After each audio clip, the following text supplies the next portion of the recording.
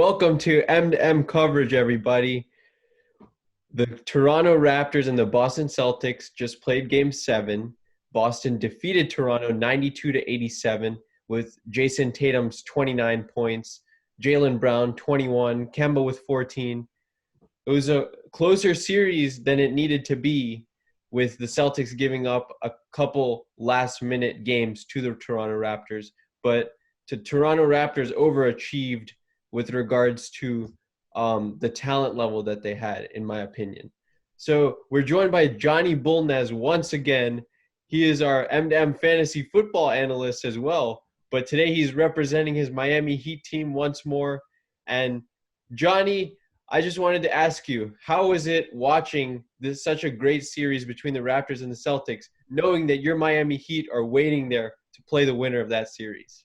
Yeah, man, it was very, exciting to watch. We were just sitting on the sidelines, just relaxing in bed while they're like fighting. It was very fun to watch. I mean, both teams are amazing.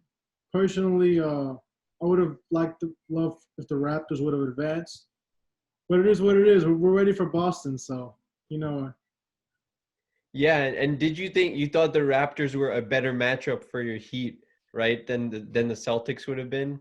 Yeah, we always have trouble against Boston, but also the NBA always schedules. When we play Boston, we always play them on a back-to-back, so that hasn't helped us within the recent years. That's been happening for a while now.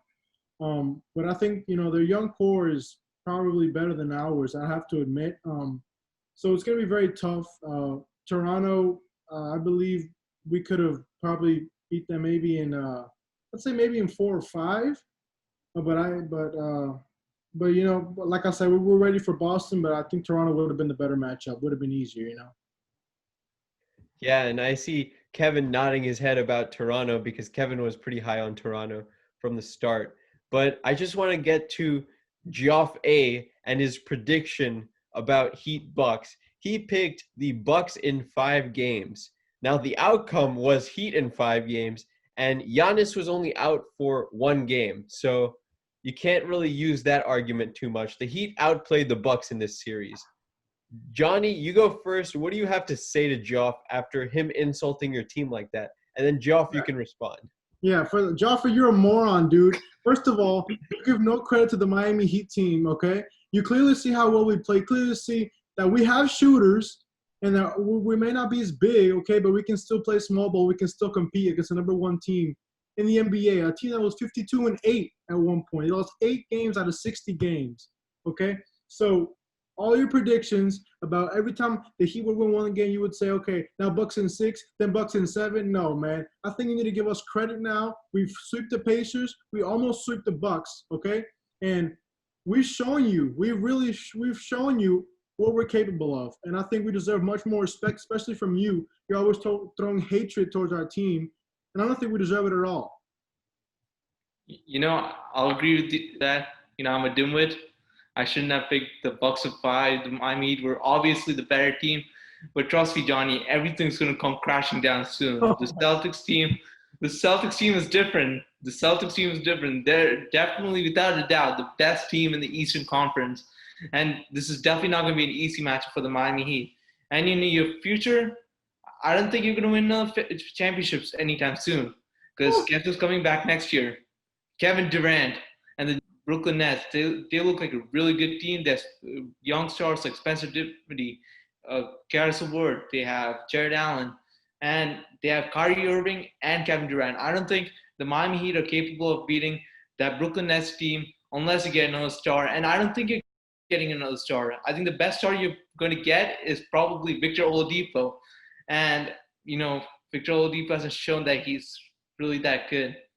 Bro, what are you talking about, bro? In the playoffs, it was garbage. In a Heat jersey. I've seen Giannis in a Heat jersey. I've seen all these players in Heat jerseys. Listen, one of them is bound to go to the Heat. We Photoshop every player into a Miami Heat jersey because everybody wants to come enjoy the Miami Heat culture. No, Giannis is not going to come to the Heat. I'll tell you this right now. Giannis is not going to come to the Heat. There's no way that Giannis goes to a team that he just lost to. It makes no sense. He's going to be called a snake. It's going to be KD all over again. It's not happening. No, Okay. Miami. Johnny, can I chime in here? I've sat here and listened to Geoffrey's clownery for too long. I need to say something. First of all, let's start with the beginning. Geoffrey A said Pacers in 7. Geoffrey A said Bucks in 5. And then he said Bucks in 6. And then he said Bucks in 7. How colder can you get? You're a walking freezing cold take. You're probably perhaps one of the worst predictors I've ever witnessed ever in my life as a sports fan. Next, yes, I agree that the storyline of Giannis going to Miami will probably not look good on Giannis's part, but it's not the same as Kevin Durant going to Golden State, because Kevin Durant joined a team that was 73 wins with Steph Curry, Klay Thompson. Miami's a young squad. Miami has a bright future. I don't know why you're saying that Miami has no championships for them in the future, because they're one of the brightest futures in the league right now. And on your comment with the Boston Celtics, I agree. They're probably the most talented team in the East, but the fact that they had to struggle barely putting away a Toronto team that had Pascal Siakam, the real pandemic P, struggling, and they barely put a Toronto team away. That tells you all you need to know about the Boston Celtics. They have the talent, but they're not as disciplined as they should be. They go on inconsistent cold streaks, and honestly, when the Miami Heat catch fire, they make it rain. I am high on the Miami Heat. I'm going to save all of my other points for our prediction video, but you are counting out the Miami Heat way too many times. I'll agree. I count on Miami Heat so far, but I feel this time is different. This Celtics team is no joke. Every time it's different. The Celtics team is no joke. Trust me. You're gonna regret this. And then about the prediction, my predictions have been pretty bad regarding the Miami Heat, but pretty bad is a euphemism. But I guess, if the Clippers and the Celtics make it to the finals, I'll consider that a win for me, because that was my prediction since the beginning, them making it to the finals. If they can somehow make it to the finals, I think that's a pretty good win for me. I wouldn't say my predictions are complete garbage. On the other hand, if the Heat and the Lakers win, I don't know what I'm going to do. It's over for me. I have no idea. And as for Giannis, I think I have a better spot for Giannis, and that is the Toronto Raptors. They have shown that they can already win with a star. The Toronto Raptors need a star. Pascal Siakam is the number 1 option. He's the number 2 option. And if the Toronto can somehow get him, they're definitely a championship caliber team. That's an interesting take, and I never heard Giannis to Toronto. I haven't heard anything like that. But it is interesting to see what Toronto would be like with Giannis. And speaking of Toronto, we need to talk a little bit more about what we saw from Toronto in that Boston Celtics series, with Fred VanVleet taking a horrible shot in the crunch time moment. It was 90-87, and Fred VanVleet just throws up a prayer, and he gets partially blocked by Grant Williams, I think. So these Raptors, they have made some questionable moves down the stretch. Nick Nurse is a great coach, but Kevin, how do you feel about the Raptors after watching that series? Yeah, so the Toronto Raptors, just to be transparent, Toronto Raptors were my way too early pick to come out the East. But what I saw in this series is, the reason why I picked the Toronto Raptors in the first place, even though I knew the Celtics were more talented, was because of their grit and their tenacity. And that was on full display throughout the whole series, because if we're being honest, that series should have never went to 7 games. It probably should have ended in 5 or 4 games. But the Boston Celtics kind of blew that. But what I've seen is Nick Nurse just did not make the late game adjustments that he had to. And why keep Pascal Siakam in through the whole fourth quarter when he has been struggling all series? If you see the way that Pascal Siakam is playing, the man does not know how to ball handle anymore. He's literally just dribbling it and just passing it to Marcus Smart. I don't know what he's doing. And also he hesitates. He's no longer fully confident in his ability to drive. And we've seen this from Pascal Siakam in the past, but his assertiveness has kind of disappeared. I have no idea what happened. But if you look at the Toronto's team in the past, Kyle Lowry and Marc Gasol and Serge Ibaka, they've all had playoff struggles before. I don't expect Pascal Siakam to remain bad. He's going to come back. He's going to rebound. Toronto's going to be a top 4 seed next year. And the point about Giannis, they're not going to get Giannis probably because Pascal Siakam and Giannis have a very similar play style. And I don't think they're going to give up on a Pascal Siakam they just gave a max contract to. Yeah, that's a very fair argument.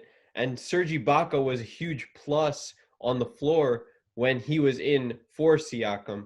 So that just speaks a little bit more to how the Raptors could have made some more adjustments in that series. Johnny, I want to get your last word on what you think of the Toronto Raptors, and then just a final word on Miami Heat Nation. You know, before I start, I really want to tell Kevin. Kevin, I respect you, man. Everything, I literally agree with almost everything, most things that Kevin says. This Toronto team, they have the experience. As you said, Kyle Lowry has his struggles, Ibaka has had his struggles, and they just bounce back and then, the next year. So I don't think, they should be worried about themselves. I really don't see Giannis being considering Toronto a landing spot. I mean, got to look at the pros and the cons. I mean, you might want to go to a team where there's already a leader. You don't want to be the leader in that team. Plus, yeah, like I said, Pascal got the max, which, that was the first mistake.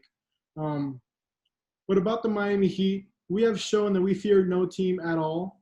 Okay, we have shown that we have the grit and we're very tough. We fear nobody.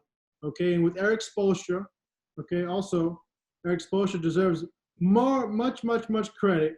I have no idea why he wasn't even in the Coach of the Year, awards. To me, that was horrible. That was ridiculous.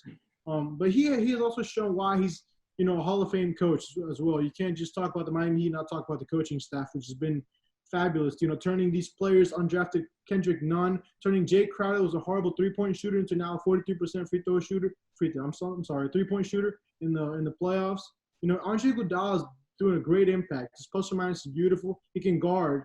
He might be, he might have his age, but he can guard. So I'm ready for this Miami Heat team. I see us really advancing into the NBA Finals, and then when we get there, we'll talk about what's going to happen. And just imagine the story of 5 seed getting to the NBA Finals. We've never seen anything like it, and it will be your Miami Heat. Yes, sir. I mean, I have confidence in my team, and I know you guys should too. We have clearly shown what we're capable of, so I'm excited.